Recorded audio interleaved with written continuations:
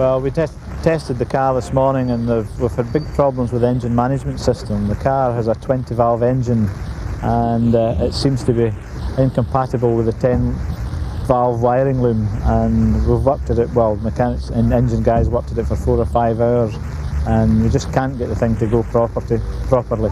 It is running though, I mean... It will run, but then it stops, and what happens when it stops, it drains the battery and you can't start it. And really thinking safety, you know, we decided that we should pull out. Jimmy's absence is not the only talking point, as the skies over Letterkenny are laden before the start. The weather, mind, is a bit tricky at the minute, but I'm looking forward to the rally. What about the weather? Is it going to cause you many problems? Well, it's obviously going to be the problem of choosing the correct tyre for the conditions. You know, with it being so showery, in one part of the country it can be very, very heavy rain, and 5 miles up the road it can be blowing dry roads. Car number 7, the Sierra Cosworth of James Cullen. James, exactly what specification is this car? This is a Group A car to full Group A specification. We've changed Brooklyn have changed the engine slightly since the Circuit of Ireland to give it a little bit more top end, a little bit more punch, so it should suit Donegal slightly better, but the weather may affect that. You know, it's getting the power now transferred to the rear wheels and getting the traction over the problem. So hopefully Dunlop will have the answer there. If it stays wet all the time, you know, it's wet for everybody. But if it starts to change, then you can be caught in the wrong tyres, which is a big problem, you know. I think the first stage was actually dry up to 10 minutes ago, but it's raining out there now. Having said that, as the second stage is about 14 miles further towards Killybegs, I think it's dry over in that area. But it's very hard to know what way the showers are falling, so we'll just have to wait and see. We've done a good recce, and it's a new car, Duat Racing Rally car, so we haven't finished Donegal this few years, so we're looking for a finish and a good result as well. The start of the third round of the Dunlop Tarmac Championship as the 130-strong field leave Letterkenny for the 5 Friday stages. In Austin McHale's Xtra-vision BMW, a new co-driver, Dermot O'Gorman, settles in on stage 1. Quick left, cut. Slight right and quick left. 70. Absolute left and right, 100. Slight left cut at the trees. Along the Brina stage, Austin comes across a natural hazard that wasn't in the base notes. And slight left, and long slight left. Towards the end of stage 2, the sun is shining down on a Donegal leader, Vincent Bonner, the Donegal Oil Company Manta 400. Just 3 seconds behind, tough opposition in the Tough Mac car, Bertie Fisher and local co-driver Rory Kennedy on the nose.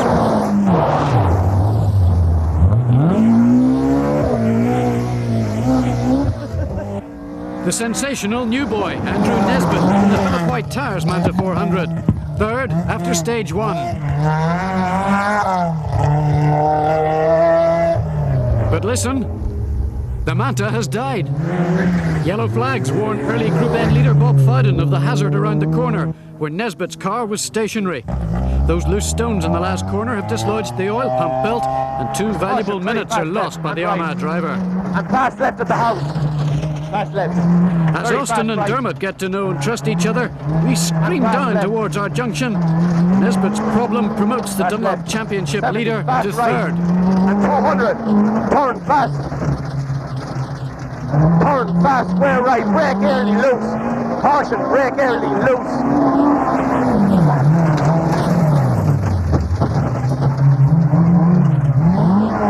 Very fast left, 120. Absolute right, 100, and caution, quick right, 70, very fast right. Another new name, Richard Smith, about to move up to 4th, but trying too hard here. Despite this, Smith will be less than half a minute behind McHale by Killybegs. And talking of sensations, Bruce Blake on his BIF Tarmac Scholarship Award is 5th on only his 2nd international outing in the Manta. John Price completes the top 6 in the glorious sounding Metro 6R4. Nigel Evans is the co-driver, making it an all-Welsh team. Surprisingly not in the Group N lead, Kenny McKinstry in the Caliber Cosworth. He lost time on stage 1 when a vacuum pipe came loose. Worse trouble to follow for James Cullen, who's blown a turbo. Talking of blowing it, that's Robin Lyons in the ditch. The Peugeot is well and truly stuck in a nasty position as Stephen Emerson approaches. Not much time lost by the Belfast Manta driver, but the minutes are migrating as the 205 is hauled back onto the road. surprisingly little the worse for its hedge hopping. Well, overlooking stage 4 with the rally cars coming in the background, we have Jimmy McRae, of course, should have been in this rally, but who better man to give us a little bit of benefit of his knowledge and maybe a little bit of criticism of his fellow drivers. Jimmy, are you prepared to do that? Well, I think I will, yes. Prepared to do that. I'd far rather be in the rally, but anything to help you out, Plum. As Fisher approaches, we learn that he has gone ahead of Bonner. Jimmy, dry roads, that should help the BMW. I would say so, yes. I mean, we actually were hoping for rain with the four-wheel drive car, but it really suits the BMs and the Cosworths now. Bertie certainly looks as though he's trying. Vincent Bonner and Seamus Boyle may have slipped to second, but there's only seconds in it. I think the Manta will be suited to these roads. The bumps, the Manta's very good over the bumps.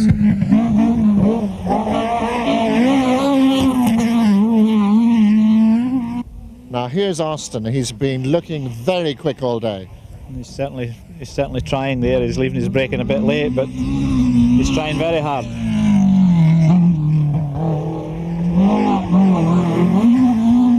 Now this is John Price in the little Metro 6R4. When I saw the Metros here today, fair gave me an inclination to get in one. It's certainly the car for this event. It might be a bit difficult in the bumps, but certainly should be quick up round here. Very quick up round there. Just too quick.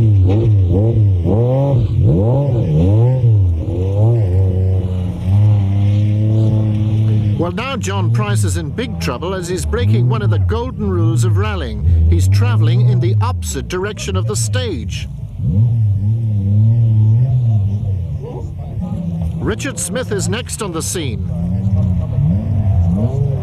And that delay will not have pleased him. This Smith's car is actually the one that our Colin won his first national rally in. Price is still looking for a gap, and James McDade is due.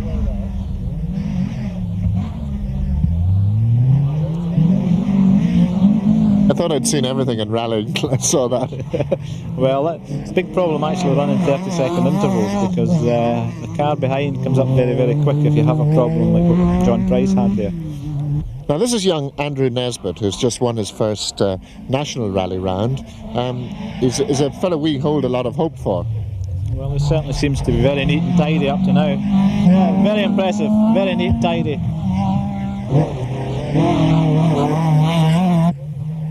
Here comes Cullen, who's had big problems. This should be quick. Yes, James is obviously trying very hard. He had big problems in the first stage, I think. But that looked good to me. It looked good, yeah, very quick. Desi McCartney, Jimmy, now that's somebody you've rallied against many a time. The very first time I came to Ireland in 76, I think we had a big battle with Desi in the Group 1 days. He had an RS 2000 and I had a Vauxhall Magnum, and he's still at it. Peter Lloyd in the second Metro in the entry. See how quick the Metro is from the bridge up. It's that's where it gains in acceleration. Four-wheel drive out the corners and 300 odd horsepower. It's a car you really loved, wasn't it? It was, I really enjoyed it. Well,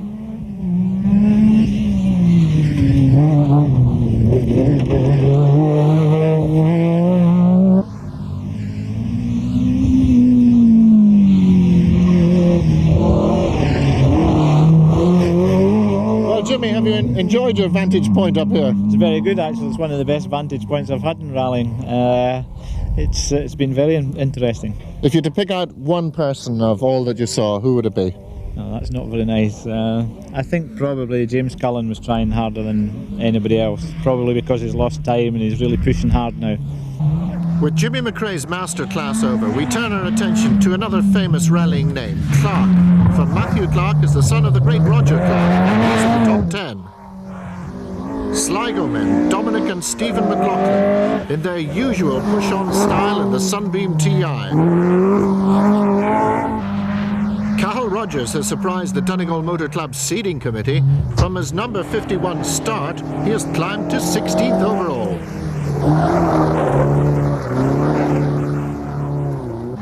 More famous names are sons of famous names. Stephen Price could teach his dad John a thing or two about this corner.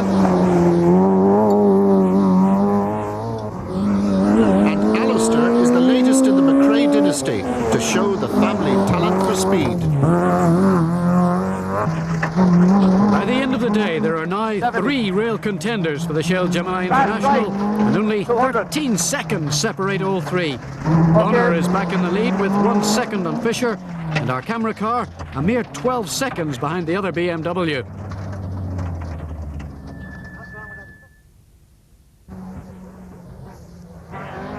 Day 2, and the action starts on Fanad Head.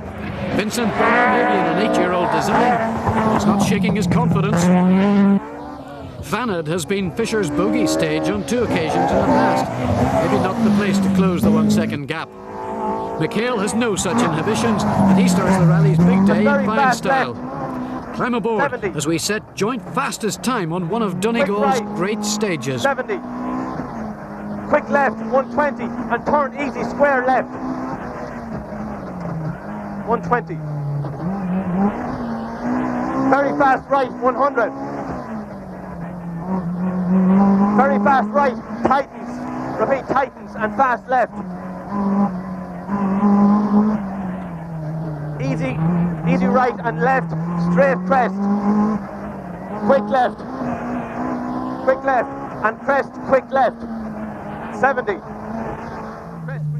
No mistakes from the top 3, but that's the last time we'll see Richard Smith as he crashes out at the end of the stage. And here's the other quick man, and it shows. Cullen shares fastest on Fanad with McHale.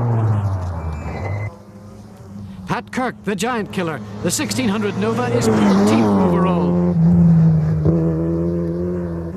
And Desi McCartney's enjoying his Indian summer in Donegal, lying 4th in Group N. The Peugeot Super Cup is paying its first visit to Ireland. Steve Eggleston has the lead. Now for Telecom Knockalla, the stage that was Austin's downfall 12 months ago. Here's the deceptive left-hander that has caught out Austin and Vincent Bonner seen here in the past.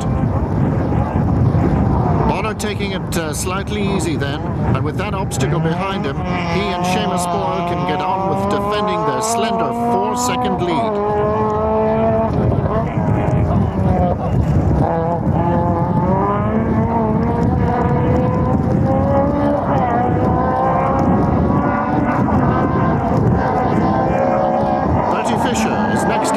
Hill climb, and he and McHale are much happier with the softer suspension fitted to the BMWs by ProDrive since the Circuit of Ireland. As the Ballinamallar driver crests the hill, it's time for Austin McHale and his new co-driver Dermot O'Gorman to meet the challenge of Knockalla. 1. Slight right, 150. Slight left, long.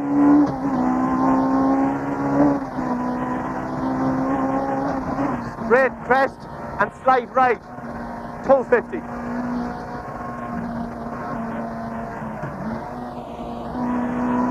And slight left, 150, this is it. Medium right, medium.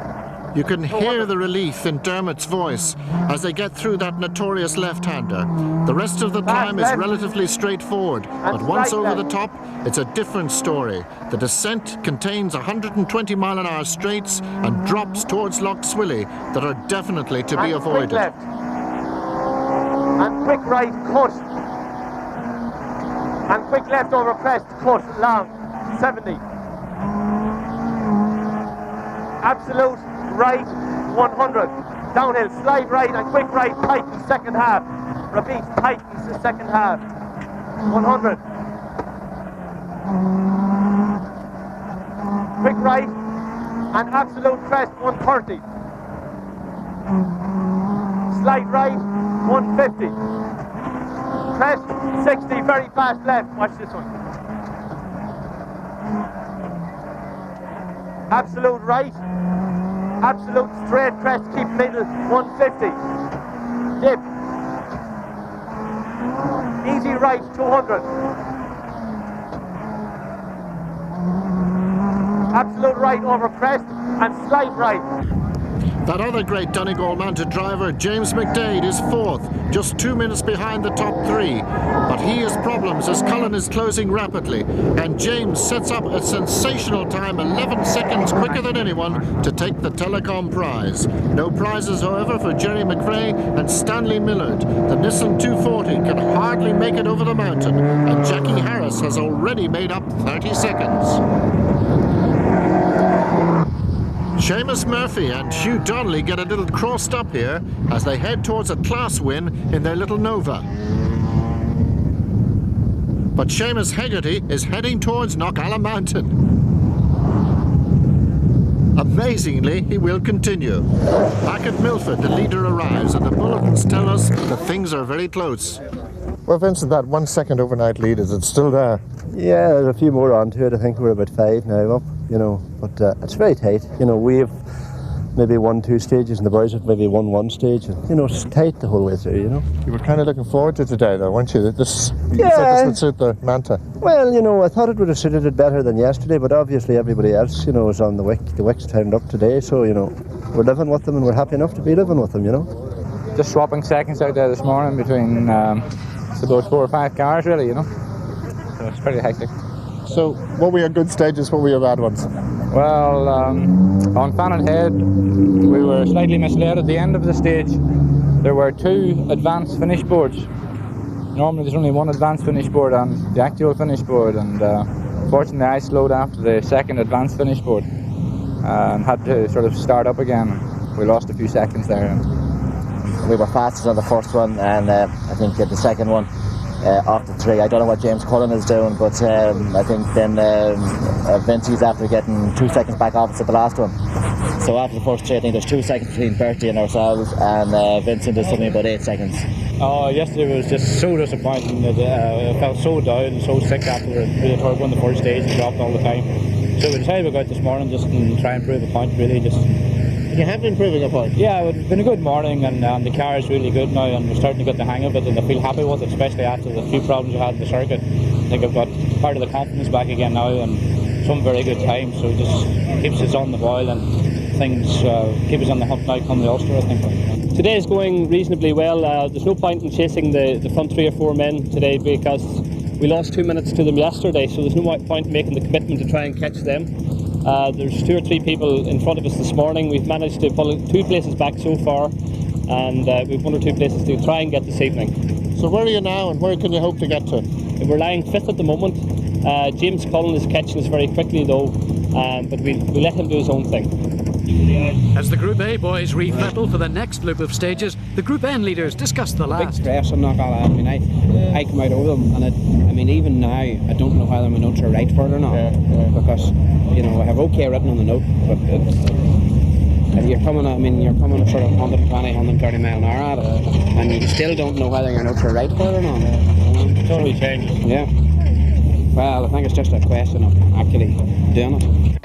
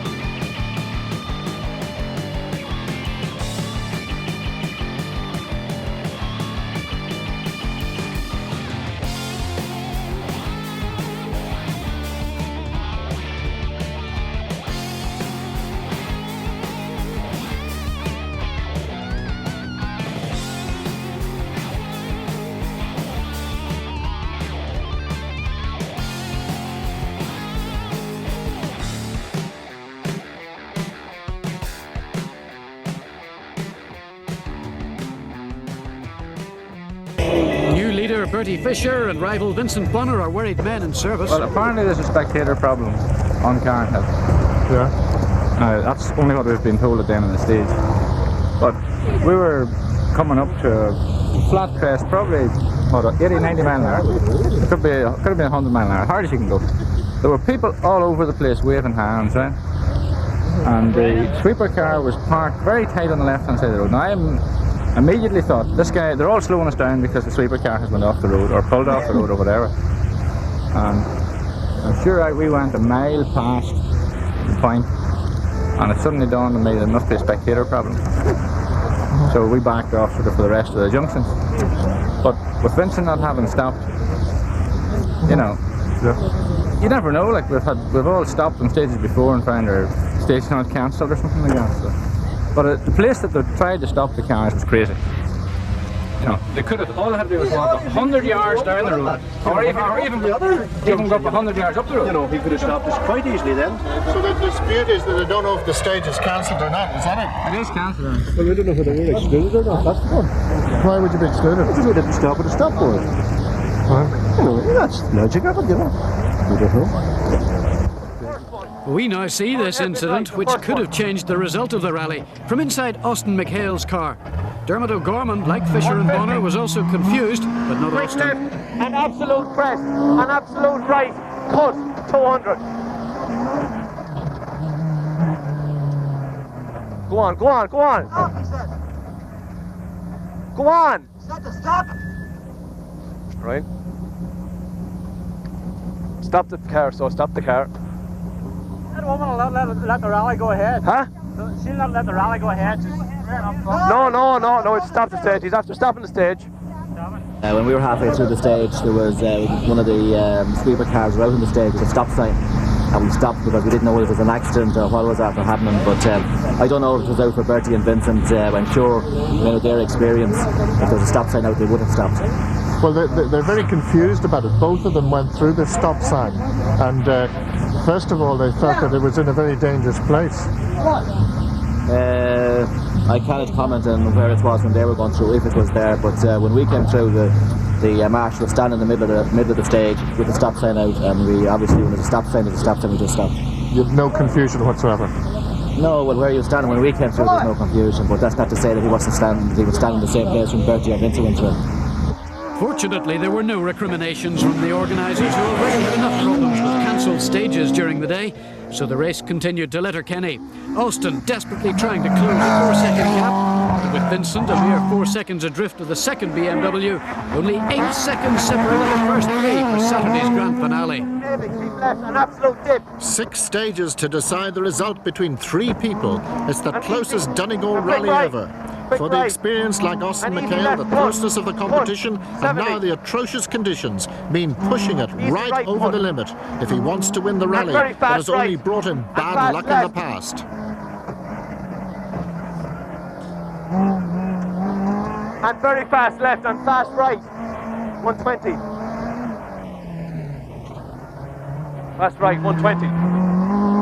Absolute left over crest, Our trip through Muckish Gap graphically illustrates the risks, but they are worth it as Austin takes 6 seconds out of Fisher here to go back into the rally lead. Very fast left, bumps, cut. Very fast left, bumps, cut, 100. Slight left over crest, cut, 100. Absolute crest, 150, bumps. Straight crest 60, bumps, straight crest 60, easy left, and quick left, cut, and absolute left, 200, quick right open. 5 stages to go, and amazingly this battle, which started 3 days ago between the top 3, is still intact. But the Tough Mac car has now got low oil pressure. And a broken rotor arm later on in this stage wrecks an excellent run for Vincent Bonner and costs him 7 minutes. Now there are 4 stages to go, and as in Galway, it's between the 2 BMWs. Fisher looks neater, but there are rumours of a 10-second penalty for arriving late into service. James Cullen's storming drive brought him up to 3rd after Bonner's demise.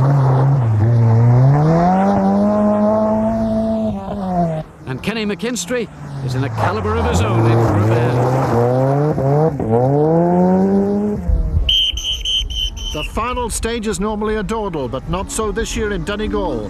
For Austin, the Donegal jinx is broken and victory comes to the new partnership. Bertie Fisher has actually been 1 second quicker on the stages, but the road penalties drop him to second. And here's Cullen, third and probably the fastest man in the rally. For Kenny, it's been a new car with the old flair and Group N and 4th overall. And John Price, despite going backwards on the first day, ends up in 5th place. And the class winners, Philip Sanford wins the 1300 Group N category, and Seamus Gallagher, seen here, takes the 1600 Group N. Steve Eggleston takes the Peugeot Super Cup and 1300 pounds with the 2-litre Group N class. Stephen Price, son of Metro man John, is the 1300 Group A winner. Seamus Murphy, the similar-looking but 1600 engine Nova, is Class 6 winner. The 2-litre Group A category goes to David McElroy.